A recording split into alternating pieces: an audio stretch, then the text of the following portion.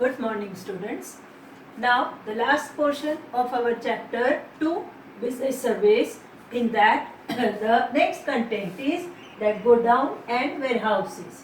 You know very well that when the goods are produced and when the goods are consumed, there is a time gap. Now, for that time period, it is necessary for the producer or a wholesaler or a distributor to preserve the goods. If the quality of the goods deteriorate, then all the efforts what you have made while manufacturing goods, that will go in vain. So the goods are compulsorily be preserved well. That facility provided by the wholesale, by the you can say warehousing. So let us try to understand what you mean by go down or warehouse. The products are stored in such a way through the go down services that the basic nature and the quality of the product is preserved. What is the intention of a warehouse? Intention of a warehouse is that quality, quantity and the durability of the product remain maintained, or the change is minimum. It may possible the few goods you cannot control. The natural factor is going to do the evaporation. For an example, in case of petroleum, you can't control. So such loss may be there, but that loss may be minimum. So in this manner, the go down, the main purpose is to store the goods, preserve the goods and maintain its quality. Now these go downs are create time utility. There are various type of utility. We have learned that industry form the firm utility. Like that, the go down is creating the time utility. It make the goods available for the consumption at a time when it is demanded by the customer. So till that time the goods are preserved, known as a service provided by the go down or a warehouses. Now let us see the types of go down. The types can be classified into mainly three categories. Number one, ownership point of view. That who is the owner of that go down. That classification known as a ownership point of view. This ownership can be classified into two manner. One, private go down or a public go down. Private go down means the person who himself build, construct and maintain the go down only to store own products. For an example, if you have seen that GSFC factory located near the Baroda district, Baroda city, they have their own silos. They are the special go down constructed looking to the preservation of that DP what they are producing the fertilizer products. So when looking to your character of the product which you are producing, the go down which you specifically prepared as per the need, that go down owned by the private person, private company, and that's why it is known as a private go down. Next is the public go down. Everybody don't have that much capital to build their own go down. So what they do? They always transfer their goods to those available go down where they can hire the space and pay the money for the storing of the goods, and against that they will get the receipt. That receipt is mortgageable and you can even transfer that receipt ownership name from you to someone else to whom you are selling goods. So you are using a public available place. Go down may be constructed by some another party, but you are storing goods. Even the government make a public go down to keep the goods for the annual stock, and government have their own public go down for maintaining the stock so that the demand and supply in the economy can be maintained by government. So the public go downs are easily available to the you can say farmers or to the industrialists, those who don't have their own private go downs. Next is from the custom duty point of view. Whether the custom duty is paid or whether the custom duty is not paid. In case of the foreign trade, when you import the goods, At that time you have to pay the duty to the government. So that duty is known as a customs duty. Now this duty is a big burden for the trader. Now if the trader want to buy the product for his own consumption, then only he pay the custom duty. And then when he pay the custom duty, sometime it may possible due to unavailability of transport or due to unavailability of warehouse, he want that goods should be remain in the in that port authority godown itself, where the custom duty is paid, but the possession of goods is up till now not taken. So that is known as a custom duty paid warehouse. Next is the bonded warehouse. Bonded warehouse, in other words, you can say the warehouse in which you have not paid custom duty. Now question in your mind that why we are not paying duty? Because we don't want goods for ourselves. We are the trader. We have imported goods not for us, for sale. So we are looking for the prospective buyer. We are looking for the customer yet to come. And when he buy the goods, at that time he only will make the payment of duty. So why should we invest our money in the payment of duty? So the bonded warehouse again located nearby the port and near for the foreign trade. This type of godowns are blessings. The reasons are, number one, you can store your goods in the godown without payment of duty. Number two, they allow you to do necessary changes, whatever you want to do for the re-export of the goods. Number three, they allow the trader to get in the party for the demonstration display of the product. So, bonded warehouse are providing lot many other services, and that's why trader always prefer to keep their goods into the bonded warehouse. Now from the third usefulness point of view, how the warehouses and godowns are constructed are useful to us. The one is the general. It's a commonly constructed godown. No special treatment, no special priorities or no special environmental or a treatment given to those godowns.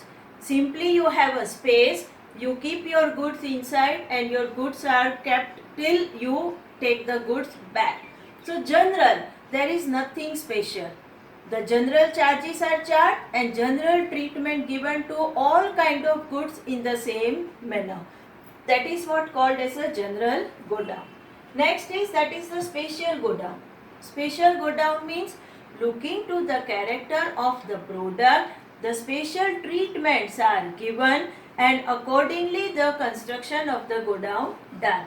For an example, for the perishable goods, to store those perishable goods, you need a cold storage.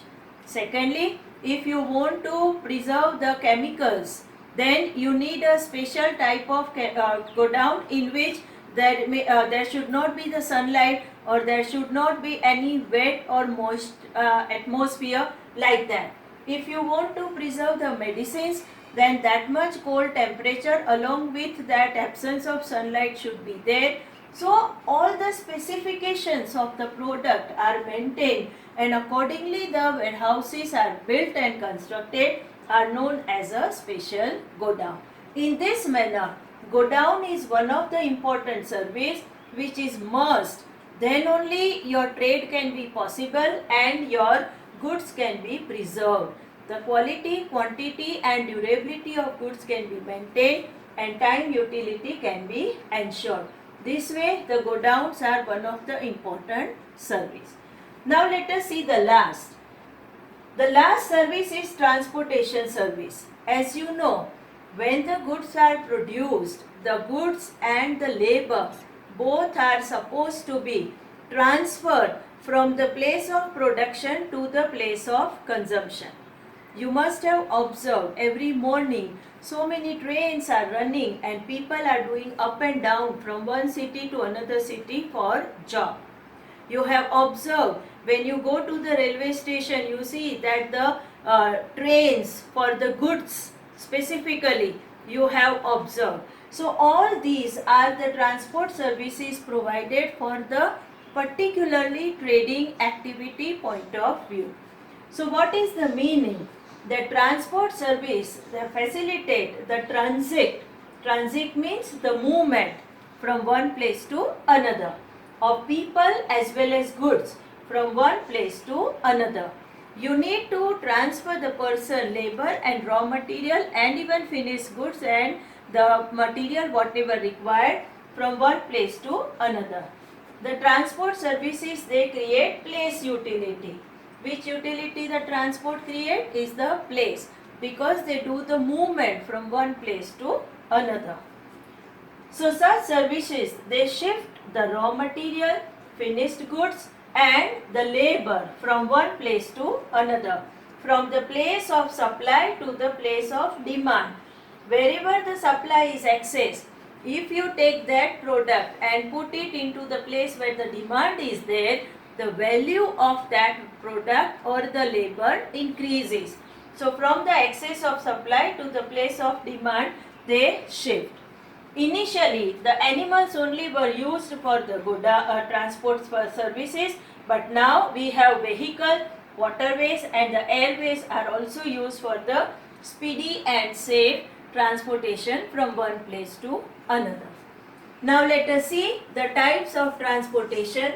How many ways are there to transfer your goods from one to another? The oldest and the cheapest is that human operated. The human himself carry the load as much as he can, and he carry the load, he approach the customer and he try to sell the product and he himself bear that weight and the transport facility. You have observed the peddler rickshaw, you have observed the hawkers and the street seller nearby your residence. Every morning they do come, they sell the product, whatever they can carry, only that much product they handle and at the end of the day they complete their work. So transport they do on their own, only with the human efforts they do. Second, animal operated. The animals are used. In the olden days, there was the first available transport facility was the animal. And with the help of animals, like you have observed, the horse cart is there, bullock cart is there, camel cart there, and so many other, donkey and all, are used as a carrying the goods from one place to another. You must have observed in the hilly area, if you go for the pilgrims go for their visit to the religious place, the donkeys and the horse are used to even carry the human from the turn out for the mountain. So in this way, that is also one of an example that how the animals are used. The next is that is the airways. When you have a very long distance, the distance which cannot be covered neither by human nor by the animal, then you may go for the airways. You need a speedy movement. You can't take more time.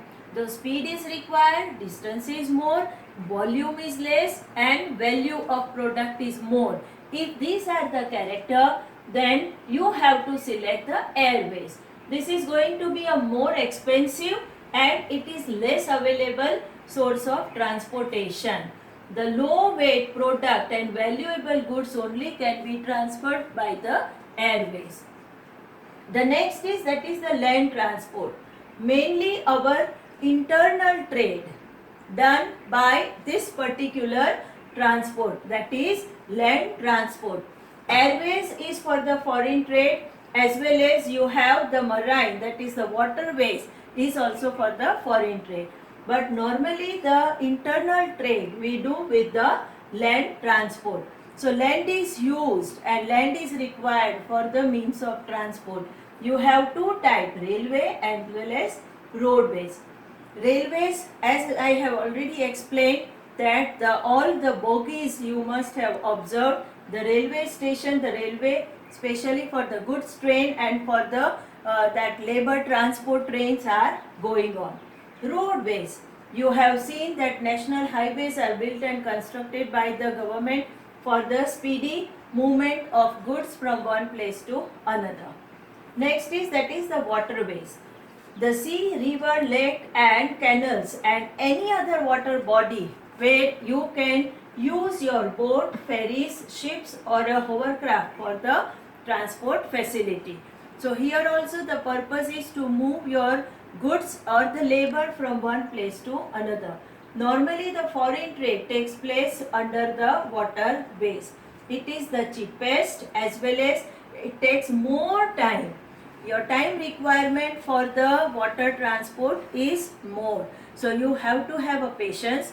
The risk factor is also there because the natural calamities and the risk due to the nature is maximum in case of your water transport. The next one is that is the transit through the pipeline.